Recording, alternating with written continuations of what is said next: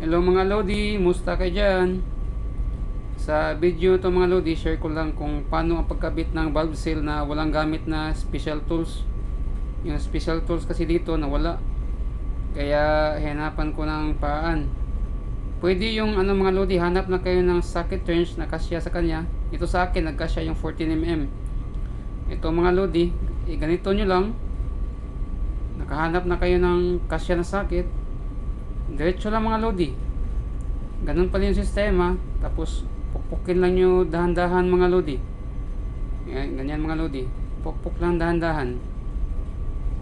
Tapos check nyo yung sa ilalim, yung sa kung lumapat na ba siya. Ganun lang kadali mga Lodi. Wag lang masyadong lakasan yung pagpukpok para di naman masira. Ganyan lang mga Lodi, dahan-dahan lang. Tapos check nyo sa ilalim. Yan mga Lodi, kung lumapat na ba siya, ganun. Tapos sa taas din, tingnan nyo yung guma kung di laglamat. Tapos balik nyo lang yung spring mga Lodi. Sa pagkabit pala mga Lodi, no, tanggalin nyo yung spring, pwede siya masira. Pag okay na, nakabit na siya, lumapat na yung ilalim, ibalik nyo lang yung spring mga Lodi. Ganun lang mga Lodi, same process sa ibang mga valve seal. Ganun lang yung pagkabit na sakit yung gamit. Hanap lang kayo ng same na size.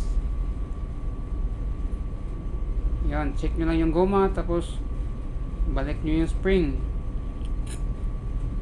Huwag kalimutan na ibalik yung spring.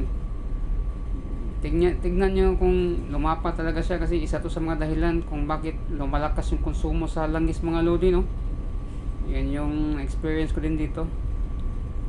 Ganyan na mga Lodi. Salamat sa panonood, and like and subscribe mga Lodi for more informative videos na kagaya nito. God bless sa inyo lahat. Salamat sa panonood.